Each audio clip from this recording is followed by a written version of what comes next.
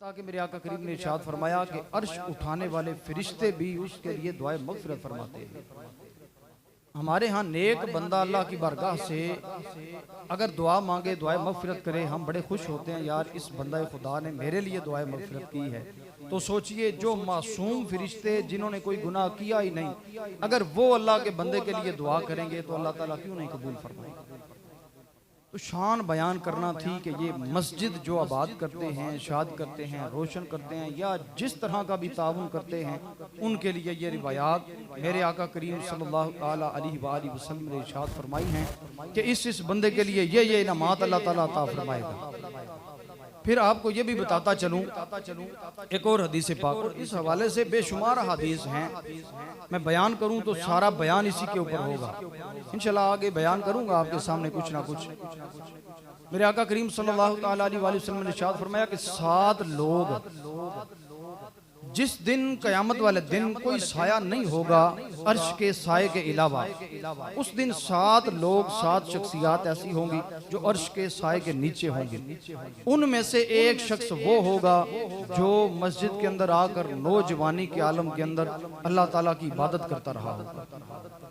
यानी कि हम अगर सारे मिल के अगर मस्जिद के अंदर आके इबादत करना शुरू कर दें तो क्या होगा, मस्जिद आबाद हो जाएगी। तो मेरे आका करीम ने इरशाद फरमाया कि जो बंदा अल्लाह के घर को आबाद फरमाता है, अल्लाह ताला उसके घर को आबाद फरमाता है। प्यार से कहिए न जरा सुभान अल्लाह। तो ये मेरे आका करीम सल्लल्लाहु अलैहि वसल्लम ने मोमिनों के लिए खुशखबरियां इरशाद फरमाई हैं कि इस बंदे को ये अता किया जाएगा। आगे चलिए इब्ने हब्बान शरीफ की हदीस पाक, बड़ी खूबसूरत हदीस पाक है। हदीस सारी खूबसूरत हैं, इंशाल्लाह आपका ईमान ताज़ा होगा। मेरे आका करीम सल्लल्लाहु अलैहि वसल्लम इरशाद फरमाते हैं 3 शख्स अल्लाह की ज़िमान में आ जाते हैं।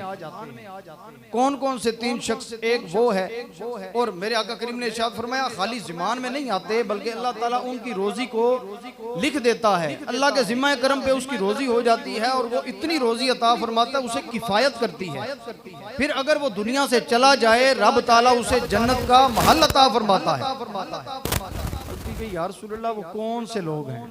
मेरे आका करीम ने इरशाद फरमाया जो घर में दाखिल हो सलाम करे, वो भी अल्लाह ताला की ज़िमान में आ गया। एक वो है जो मस्जिद के अंदर 5 टाइम अल्लाह ताला के घर को आबाद करने के लिए बार बार आता है। नंबर 3 वो शख्स है जो अल्लाह की राह में, चाहे अल्लाह ताला के जिहाद के लिए यानी जंग के अंदर जिहाद के लिए अल्लाह की राह में निकला हो, या फिर इल्म दीन हासिल करने के लिए निकला हो। ये 3 शख्सियात ऐसी हैं जिनका जिम्मा अल्लाह ताला उठा लेता है और अल्लाह तबारक व तआला उनको रोजी इतनी देता है कि उन्हें किफायत करती है। अगर वो दुनिया से चले जाते हैं तो रब ताला उनके नाम का महल जन्नत में तैयार फरमा देता है। और आपको बताऊं अल्लाह ताला कितने इनाम अता फरमाता है जो मस्जिदों को आबाद करता है, मस्जिदों को शाद करता है। मस्जिद के अंदर आबाद करने के लिए जाहिर है कोई ना कोई इंतजामिया बनेगी, कोई ना कोई इंतजाम उठाने वाले होंगे। अब जब कोई किसी या इमाम साहब होंगे या खतीब होगा या कोई इंतजामिया होगी, कोई ना कोई होगा।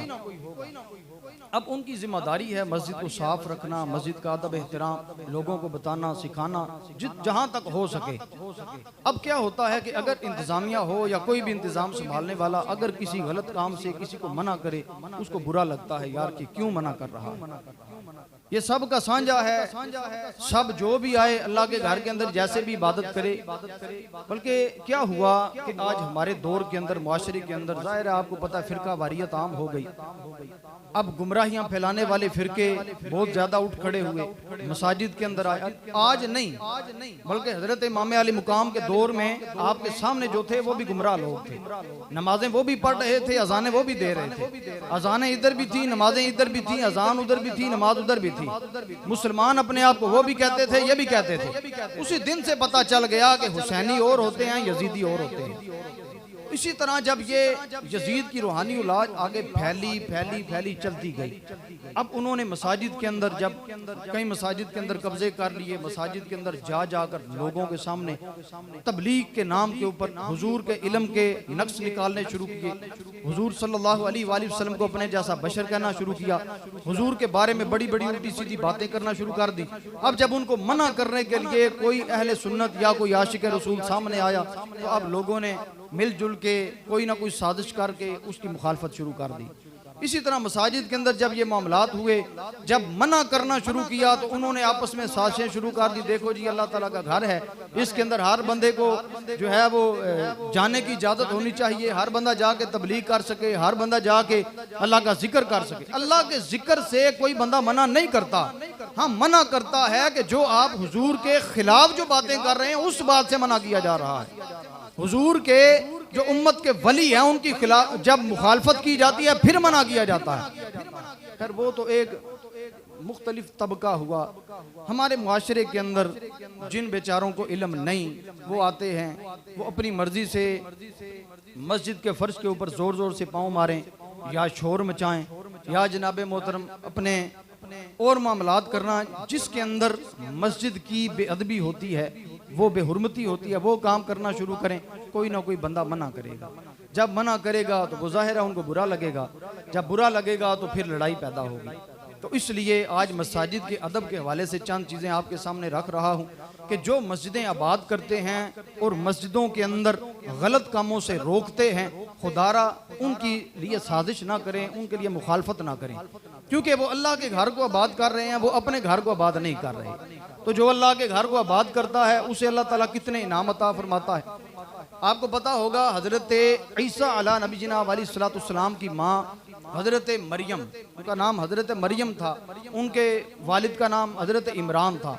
उन्होंने मन्नत मानी, हजरत मरियम अलैहिस्सलाम की रदी अल्लाह ताला अन्हा की वालिदा ने मन्नत मानी, मेरे पेट के अंदर अगर बच्चा हुआ तो बेटा हुआ या बेटी हुई, उन्होंने मन्नत मान ली कि अगर हुआ तो मैं उसे बैतुल मक़दस के लिए वक्फ कर दूंगी। अल्लाह का करना, अल्लाह ताला ने बेटी का अता फरमा दिया। हजरत मरियम सलामुल्लाहि अलैहा की शक्ल के अंदर हजरत मरियम जब थोड़ी सी बड़ी हुई वक्फ कर दिया गया, चूंकि मन्नत थी वक्फ कर दिया गया। और ये कुरान के अंदर वाक़या है, आप पढ़ लीजिएगा। आपको मैं इनाम बताने लगा हूँ, जो मस्जिद आबाद करते हैं इनाम कितना अल्लाह ताला अता फरमाता है। हजरत मरियम को वक्फ कर दिया गया, हजरत मरियम वक्फ हुई। अब उनका काम क्या था? मस्जिद की सफाई करना, जो अल्लाह ताला के घर के अंदर इबादत करने के लिए आते हैं उनके लिए पानी भर देना, उनके लिए रास्ते साफ कर देना, मस्जिद को शाद करना, आबाद करना, खुशबूदार रखना। इस तरह के जो जो मामलात मसाजिद के अंदर किए जाते हैं वो कर रही हैं। अब अल्लाह तबारक व तआला को ये खिदमत इतनी पसंद आई, इतनी पसंद आई कि अल्लाह तबारक व तआला ने फिर इनको महरूम नहीं रखा। क्यों? अल्लाह ताला के घर बैतुल मक़दस की वो खिदमत कर रही थी। अल्लाह तबारक व तआला ने फिर उनको एक बेटा अता फरमाया, वो भी बिन बाप के, और वो भी बेटा आम बेटा अता ना फरमाया, बल्कि वो बेटा वो अता फरमाया जो अल्लाह ताला का प्यारा रसूल है, अल्लाह ताला का नबी है। इतना ही नहीं बल्कि वो नबी ऐसा है जिसके ऊपर रब ताला ने इंजील शरीफ नाज़िल फरमाई। फिर वो बेटा ऐसा भी नहीं बल्कि उस बेटे को अल्लाह ताला ने लंबी उम्र अता फरमाई, आज तक वो जिंदा है, चौथे आसमान पर मौजूद हैं। फिर अल्लाह तबारक व तआला ने और इनाम अता फरमाया, कुर्बे क़यामत में वो दुनिया में तशरीफ लाएंगे, इस्लामी सल्तनत कायम फरमाएंगे और मेरे मुस्तफ़ा के उम्मती बनकर तशरीफ लाएंगे।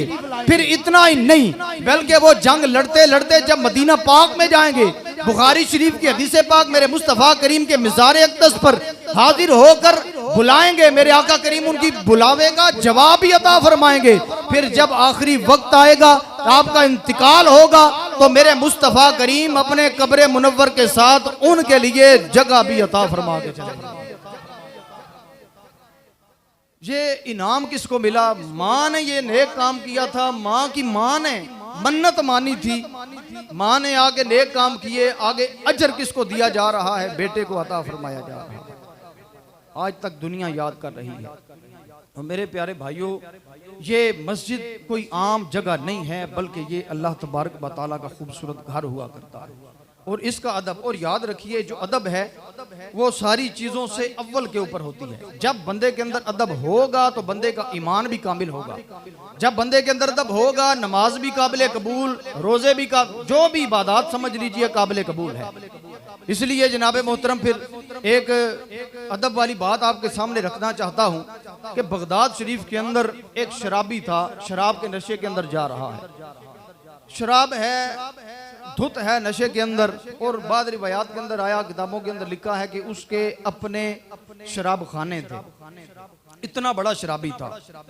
जा रहा है, रास्ते के अंदर उसे कागज मिला, बड़ा मशहूर वाकया है। उसने कागज उठाया, उठाकर उसे साफ किया, है वो नशे के अंदर, उठाया, साफ किया, खुशबू लगाई, बुलंद जगह के ऊपर रख के कहने लगा, ऐ मेरे रब के नाम, तेरा ये मुकाम जमीन के ऊपर नहीं, बड़े बुलंद बाला जगह के ऊपर हुआ करता है। ये सोच कर, ये समझ कर, ये कहकर ऊंची जगह के ऊपर रख के चला गया। उस इलाके के अल्लाह के एक नेक बंदे जब रात को सोए, उनको ख्वाब के अंदर ये आवाज दी गई कि जाओ, उस शराबी का नाम था बिशर, जाओ उस हमारे बिशर को जाकर कह दो कि जिस तरह तूने हमारे नाम को साफ करके बुलंद किया है, इसी तरह हमने तुझे शराबियों से निकाल के विलायत का दर्जा देकर भी बुलंद फरमा दिया। इतनी बात थी, उन्होंने कहा उठे, जब उठकर सोच में पड़ गई, यार ये क्या, वो शराबी आदमी है, उसके बारे में ऐसी बातें।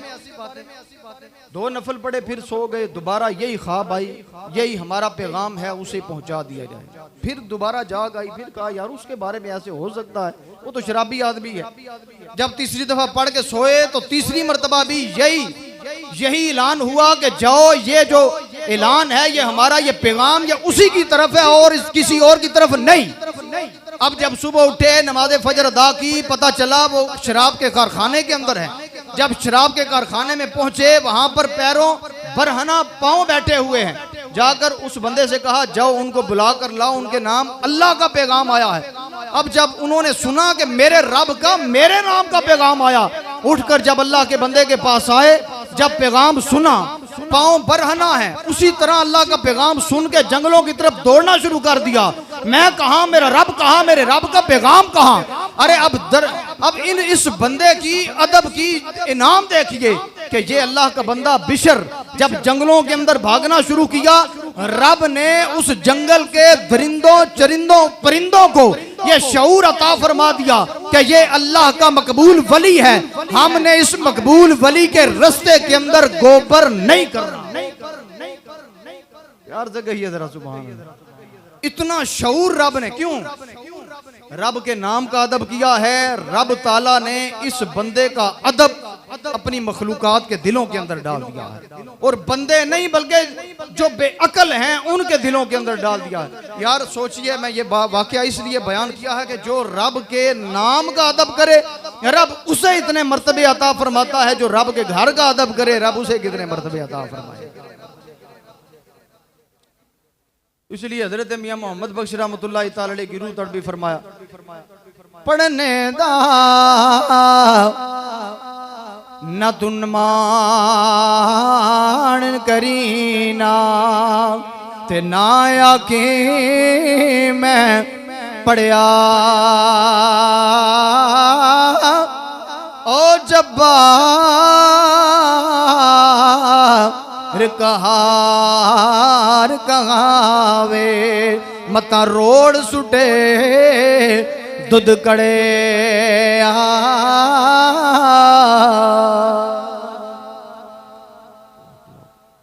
अब मैं जनाब मोहतरम आपके सामने चंद शरई मसाइल हैं, वो भी रखना चाहता हूँ, बड़े ज़रूरी हैं। सिर्फ मस्जिद के अदब के हवाले से नहीं बल्कि कुछ और भी मसाइल हैं, बड़े गौर से समाअत फरमाएं, क्योंकि हुक्म भी था कि ये आपने मसाइल बयान करने हैं, तो इंशाअल्लाह बड़े ज़रूरी भी हैं और करने चाहिए। सबसे पहले जनाब मोहतरम मस्जिद के अदब के हवाले से मैं बात कर रहा था, मस्जिद के एहतराम के हवाले से बात कर रहा था, और ये भी मैंने अर्ज़ किया है कि बाद जब मना किया जाता है, नाराज़ होते हैं, तो ये देखिए घर है रब का, है हमारा साझा, हम सब की मस्जिद है, हम सब ने मिल के इसका अदब करना है, मिल के एहतराम करना है, ना कि हम किसी की बात का बुरा माने। बल्कि मेरे अल्लाह ने कुरान के अंदर इरशाद फरमाया कि अगर तुम्हें इल्म नहीं तो इल्म वालों से पूछो। अगर इल्म वालों से पूछना नहीं, अगर बता रहे हैं तो फिर सुन के उसके ऊपर अमल किया जाए, ना कि नाराज हो। मुझे उम्मीद है कि आप में से कोई माशाल्लाह नाराज होने वाला नहीं। मसले हैं शरीयत के, हम सब ने मिल के उसके ऊपर अदब करना है, और अदब करके इंशाल्लाह अपनी इबादत को हमने महफूज करना है। अल्लाह ताला हम सब को ये बातें सुने, इस पर अमल करने की सआदत नसीब फरमाए। सबसे पहले जनाब मस्जिद के अंदर दौड़ना या जोर से कदम रखना जिससे धमक पैदा हो, ये सख्त मना है। जितनी मर्जी जल्दी हो, मेरे आका करीब ने इससे मना फरमाया है। अगर नमाज आपकी बाजमात खड़ी भी हो गई, दौड़ने की इजाजत नहीं, क्योंकि अदब मस्जिद का अपनी जगह के ऊपर कायम और दायम है। जैसे ही आए, अगर मस्जिद के अंदर जमात खड़ी है, हमें क्या करना चाहिए? धीमे धीमे अंदाज के अंदर खिरामा खिरामा आके जमात के अंदर हमें शामिल होना चाहिए। दूसरा मसला, वुजू करने के बाद आज़ाए वुजू से एक भी छींट पानी फर्शे मस्जिद पर नहीं गिरनी चाहिए। याद रखिए, आज़ाए वुजू से वुजू के पानी के कतरे फर्शे मस्जिद पर गिराना नाजायज़ व हराम है, क्योंकि मेरे आका करीम की हदीस पाक है कि जब मेरे उम्मती कोई भी वुजू करता है, तमाम आज़ाए वुजू जब धोता है तो हाथ धोने से हाथों के, मुंह धोने के मुंह के, कुली करने से कुली करने के मुंह के अंदर के, इसी तरह बाजू धोने के बाजू के, सर का मसा करने से सर के, पाँव धोने से पाँव के गुनाह झड़ते हैं। अब जो पानी के कतरे हैं वो हमारे गुनाह लेकर निकल रहे हैं। कहाँ हमारे गुनाह और कहाँ पाक मस्जिद का फर्श। ये कैसे हो सकता है कि हमारे जो आज़ाए वुजू के जो कतरे हैं वो मस्जिद के फर्श के ऊपर गिरें? हम में से कोई भी नहीं चाहता। तो इसलिए कोशिश की जाए कि जितने भी वुजू करें, पहली तो बात यह है, मेरे मुस्तफ़ा करीम ने बाहरी शरीयत के अंदर, सही मुस्लिम के अंदर भी ये रिवायत मौजूद है कि जिस बंदा खुदा ने घर से अच्छी तरह वुजू किया, वुजू करके मस्जिद की तरफ आया, रब ताला उसे हर कदम के बदले 10-10 नेकियां अता फरमाएगा। सबसे पहले कोशिश ये होनी चाहिए कि हम घर से वुजू करके, गुस्ल करके, पाक साफ हो के फिर मस्जिद के अंदर आए। इसी तरह आगे चलिए, मस्जिद में अगर छींक आए तो कोशिश करें कि उसको रोका जाए। अगर छींक, बल्कि रोकनी नहीं चाहिए, अगर आ जाए तो उसकी, मेरे मुस्तफ़ा करीम ने फरमाया कि कोशिश करे कि उसकी आवाज़ कम निकले, ताकि जहाँ पर नमाजियों को तकलीफ़ ना हो, वहाँ पर अल्लाह के फरिश्तों को या और जो मखलूक जहाँ पर इबादत के लिए आते उसे तकलीफ़ ना हो। अगर डकार आए, मेरे मुस्तफ़ा करीम ने एक शख्स को देखा, वो डकार ले रखा है मस्जिद के अंदर। मेरे आका करीम ने इरशाद फरमाया कि अपनी डकार को कम करो। जो बंदा दुनिया के अंदर ज्यादा पेट भर कर खाएगा, दिन कयामत के वो उतना ही ज्यादा देर तक भूखा प्यासा रहेगा। एक है बीमारी, बीमारी और चीज है, लेकिन एक है जानबूझकर खा खा के उसने जनाब अपना पेट भरा हुआ है, आके डकारें ले रहा है मस्जिद के अंदर, तो ये भी मना है, ऐसे नहीं करना चाहिए। इसी तरह आगे चलिए, तमस्खरा, मस्खरापन, हंसना, हंसी मजाक करना, ये भी मस्जिद के अंदर मना है, ममनू है, गुनाह है। इसी तरह आगे चलिए, मस्जिद में हंसना मना है कि मस्जिद के अंदर हंसना कब्र के अंदर अंधेरा लाता है। इसके अंदर याद रखिए, अगर ज़रूरत पड़ जाए तो मुस्कुराना सुन्नत मुबारका है। वो सिर्फ मस्जिद के अंदर नहीं बल्कि तकरीबन मौके के ऊपर मुस्कुराना सुन्नत मुबारका है। और बाज़ दफ़ा किसी मुसलमान के लिए मुस्कुरा देना सदका जारिया भी होता है। तो हमें चाहिए कि हम हर वक्त मुस्कुराते रहें, कोशिश करें अपने मुसलमान भाई का जहाँ पर भी इस्तिकबाल करें, सलाम करें, मुसाफा करें, मुस्कुरा के करें। इसी तरह आगे चलिए, मस्जिद के फर्श पर कोई चीज़ फेंकी ना जाए बल्कि आहिस्ता से रख दी जाए। मस्जिद में टोपी, चादर वगैरह ना फेंकें। इसी तरह चादर या रुमाल से फर्श इस तरह ना झाड़ें कि बुलंद आवाज़ हो जाए। इसी तरह या लकड़ी, छड़ी वगैरह रखते वक्त जोर से छोड़ दिया करते हैं। इसी तरह मुमानत है, गर्ज मस्जिद का एहतराम हर मुसलमान पर फर्ज है। और यकीन जानिए, जो माशाल्लाह में से हज करने गए, उम्रा करने के लिए गए, जिसको यहाँ पर आदत पड़ी है ना छड़ी फेंकने की, जूते फेंकने की, चादरें फेंकने की मस्जिद के फर्श के ऊपर, उस बंदे को मस्जिद नबवी के अंदर भी आदत है, उसे हरम शरीफ के अंदर भी वही आदत होगी। मैंने खुद देखा है, वहाँ पर जब मस्जिद नबवी शरीफ के बाहर आते हैं, ऐसे जूते अपने उठाए होते हैं, उठा के नीचे फेंकते हैं कि उसकी आवाज़ मेरे प्यारे मुस्तफ़ा करीम की मस्जिद नबवी के अंदर जा रही होती है। कितनी बड़ी बेअदबी की बात है। अगर यहाँ पर हम अपनी आदतें ठीक करेंगे तो अल्लाह ने अगर चाहा, अगर हम हरम शरीफ के अंदर चले गए तो इंशाअल्लाह वहाँ पर भी यही अदब हमारा बरकरार रहेगा। आगे चलिए जनाब, किबला की तरफ पाँव फैलाना हर जगह मना है और मस्जिद के अंदर किसी तरफ भी पाँव ना फैलाए, ये खिलाफे अदब बात है। हज़रत इब्राहीम बिन अदहम रहमतुल्लाह ताला के बारे में आता है, एक दफ़ा पाँव फैला कर ना मस्जिद के अंदर किसी तरफ बैठे हुए हैं, अचानक आवाज़ आई कि इब्राहीम बिन अदम, क्या बादशाहों के हाँ ऐसे बैठा जाता है? लिखने वालों ने लिखा है कि उसके बाद हज़रत इब्राहीम बिन अदहम रहमतुल्लाह ताला अल्लाह के खौफ से इतने डरे कि आपके जो पाँव हैं वो जब आपका इंतकाल हुआ उसी वक्त खुले, उससे पहले नहीं खुले। इतना अदब व एहतराम था, यानी मस्जिद के अंदर नहीं खुले। इसी तरह आगे चलिए, ऐसा बच्चा जिसने निजासत यानी पेशाब वगैरह कर देने का खतरा हो और पागल को मस्जिद के अंदर ले जाना हराम है। अगर निजासत का खतरा ना हो तो फिर मकरूह है, यानी हराम के करीब है। मेरे मुस्तफ़ा करीम की हदीस पाक है इब्ने माजा शरीफ की, सुल्तान मदीना सल्लल्लाहु ताला अलैहि वसल्लम ने इरशाद फरमाया कि मस्जिदों को बच्चों और पागलों और ख़रीदो फरोख्त और झगड़े और आवाज़ बुलंद करने और हदूद कायम करने और तलवार खींचने से बचाओ। बच्चों के अंदर भी याद रखिए, जो समझदार बच्चा है उसको तो हम कहते हैं लेके आए, लेकिन जो बच्चा है ना समझ है, पेशाब वगैरह का उस बेचारों को पता नहीं, वो उसका हो सकता है निकल जाए, आपको पता भी ना चले, फर्श मस्जिद या कारपेट मस्जिद वो ख़राब हो जाएगा और उसके अहकामात अलहदा है। ये नहीं कि उस कारपेट को उसी जगह से उठाया और धो दिया तो ये जनाब मस्जिद का जो कारपेट है ये पाक हो गया, बल्कि ये नहीं होता, बल्कि इसका हुक्म इतना सख्त भारी शरीयत के अंदर लिखा है कि उस कारपेट को धोना पड़ेगा, धो के उसको इतना पानी उसका टपक गया कि टपकना बंद हो गया, यानी इतना हो गया सूख गया, अब उसको दोबारा धोया जाएगा, फिर उसका पानी टपकना बंद होगा, तीसरी मरतबा फिर धोया जाएगा, जब उसका पानी टपकना बंद हो जाएगा तब जाकर वो कारपेट पाक होगा। इतना सख्त हुक्म है मस्जिद के कारपेट को पाक करने का। तो इसलिए कहा जाता है कि जो ना समझ बच्चा है उस बच्चे को मस्जिद के अंदर खुदारा ना लाइए।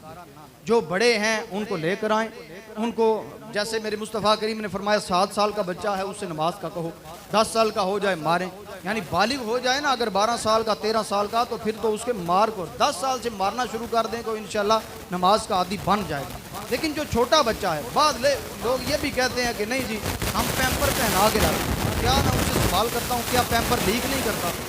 सबके बच्चे हैं, मेरे भी हैं, मुझे पता है, आपको भी पता है, पैम्पर कई मरतबा लीक कर जाता है। अगर लीक कर गया खुदा न खासा मस्जिद के फर्श के ऊपर या कारपेट के ऊपर उसका पेशाब या उसकी जो गंध है वो लग गया तो उसका जिम्मेदार कौन है? तो इसलिए खुदारा बच्चे छोटे मस्जिद, फिर वो शरारतें करेंगे, शोर मचाएंगे, मस्जिद के अंदर शोर पैदा होगा, इसकी वजह से नमाजियों को भी तकलीफ़ होगी, फरिश्ते जो अल्लाह की इबादत मस्जिद में करते हैं उनको भी तकलीफ़ होगी और जो जिन्नात वगैरह आते हैं उनको भी तकलीफ़ होगी। तो इसलिए हमें मस्जिद के अंदर नासमझ बच्चों को नहीं लाना चाहिए। इसी तरह आखिरी सवाल ये था, कुर्सी के ऊपर नमाज पढ़ना ये जायज़ है या नाजायज़ है? इस हवाले से मैंने काफ़ी रिसर्च की है अल्हम्दुलिल्लाह। इसके अंदर याद रखिए एक अलहदा तफसील है जो नमाज के अंदर फ़राइज़ हैं उनकी इंशाअल्लाह फिर मैं आपके सामने कभी अर्ज़ करूँगा। 2 फ़र्ज़ आपके सामने रखना चाहता हूँ, एक है क़ियाम, एक है सजदा। जिस बंदे के ऊपर सजदा माफ़ हो गया, यानी अगर उसे इतनी तकलीफ़ है कि घुटने उसके दर्द हैं, ज़्यादा देर वो खड़ा नहीं रह सकता, इतना ज़्यादा नहीं चल सकता, तो उसके लिए फिर हुक्म है कि वो बैठ कर सजदा कर ले, बैठ कर वो नमाज अदा कर ले। उसके लिए यह हुक्म है वो कर सकता है। जिसके ऊपर सजदा माफ़ हो गया उसके ऊपर क़ियाम का फ़र्ज़ भी ऑटोमेटिकली माफ़ हो जाता है। लेकिन ये नहीं कि किसी को थोड़ा सा दर्द हुआ, पाँव के अंदर हुआ या टखने के अंदर हुआ तो उसने अब जो है वो खड़ा होकर नहीं, बैठ कर कुर्सी के ऊपर नमाज़ें पढ़ना शुरू कर दी, ये जायज़ नहीं। अब वो बंदा ख्याल करे कि जो बंदा बड़ी बड़ी देर तक खड़ा रह सकता है, बातों के अंदर मशगूल रह सकता है, लेकिन वो क़ियाम भी अपना ज़ाया कर रहा है, क़ियाम का फ़र्ज़ भी ज़ाया कर रहा है और सजदे का फ़र्ज़ भी वो ज़ाया कर रहा है। और याद रखिए अगर नमाज के अंदर एक फ़र्ज़ भी रह गया उस बंदे की नमाज नहीं होती। इस तरह नमाजें ज़ाया हो रही हैं। तो इसलिए हर बंदे को अपना पता है, हम में से कोई नहीं कह सकता कि इस बंदे को फलां है फलां नहीं, हर बंदे को अपना पता है, मुसलमान है, नमाज़ पढ़ने वाला है, उसे पता है मैंने अपनी नमाज को ज़ाया करना है या नहीं। तो अब हर बंदा अपना गौर करे, अपने गिरबान के अंदर झांके, गौर करे कि क्या मैं इतनी देर खड़ा रह सकता हूँ, बैठ सकता हूँ, सजदा कर सकता हूँ। अगर सजदा कर सकता है तो उसे चाहिए कि अगर कुर्सी के ऊपर बैठकर सजदा वो ज़मीन के ऊपर कर सकता है तो इस तरह कर ले, अगर ज़मीन के ऊपर बैठकर चौकड़ी मार कर बैठ जाए सजदा कर सकता है कर ले। अगर बिलफर्ज ऐसा नहीं, इतना माजूर है कि उसके घुटने दर्द करते हैं, फिर वो चौकड़ी मारे ज़मीन के ऊपर बैठ जाए। अगर ज़मीन पर नहीं बैठ सकता तो फिर कुर्सी के ऊपर बैठ जाए। कुर्सियाँ भी हमारे यहाँ ऐसी हो गई हैं कि सामने एक कोटेक बनी होती है, उसके ऊपर सजदा कर रहे होते हैं, तो इसकी हाजत नहीं। कुर्सी ऐसी हो जैसे स्टूल है जिसकी कोई पीछे टेक ना हो, गद्दी वगैरह बनवा लें, उसके ऊपर बैठें, बैठकर आप उसी के ऊपर बैठकर शुरू भी करें, बैठकर रुकू भी करें। उसका फिर तरीक़ाकार क्या होगा? उसका तरीक़ाकार ये होगा वहाँ पर आप बैठकर क़याम के अंदर जैसे खड़े होते हैं ऐसे आप बैठे, बैठकर आपने नाव के नीचे हाथ बांधे, हाथ बांध के किरात की। किरात के बाद आपने जब रुकू का वक्त आया तो अब रुकू के अंदर थोड़ा झुकें ताकि इशारतन पता चले कि आप रुकू कर रहे हैं। रुकू के अंदर थोड़ा झुकें। जब सजदे की बारी आए तो सजदे के अंदर रुकू से थोड़ा सा ज्यादा झुकें। उसके अंदर उलमा फरमाते हैं कि जो आपके सामने टेक है ना कुर्सियों वाली, उसके ऊपर सजदा करने की हाजत नहीं। इस तरह आप सजदा करें कि रुकू से ज्यादा झुकें, सजदा कर लें। और उसके अंदर यह भी बयान किया गया जो हाथ आगे बढ़ाते हैं उस हाथों को भी बढ़ाने की हाजत नहीं। आप इशारतन अगर सजदा कर देंगे, जिस रब के लिए आप पढ़ रहे हैं उस रब को पता है, तो आपने सजदा किया, इशारतन ज्यादा करके आपने सजदा कर लिया, आपका सजदा इस तरह अदा हो जाएगा। अब ये दोनों चीज़ें आपके सामने रख दी हैं कि अगर बहुत बामरे मजबूरी, क्योंकि हमारा इस्लाम सख्ती पसंद नहीं करता बल्कि नरमी फरमाता है, जहाँ पर जो जिस तरह पढ़ सकता है उसी तरह नमाज अदा करे। हर बंदे को पता है मैं खड़े होकर पढ़ सकता हूँ तो खड़े होकर पढ़े, बैठ कर पढ़ सकता है बैठ कर पढ़े। बहुत जगह के ऊपर हदीस के अंदर आया कि अगर बंदा इतना बीमार हो गया वो खड़ा भी नहीं हो सकता, लेट के पढ़ सकता है, वो लेट के पढ़ ले। मेरी शरीयत ने इतनी ज़्यादा छूट अता फरमाई हुई है। अल्लाह ताला की बारगाह के अंदर दुआ करते हैं कि अल्लाह तबारक व तआला हम सब को इन तमाम शरई मसाइल को समझने की, इनके ऊपर अमल करने की, दूसरों तक पहुँचाने की तौफीक अता फरमाए। आमीन बिजाहिन नबिय्यिल अमीन वमा अलैना।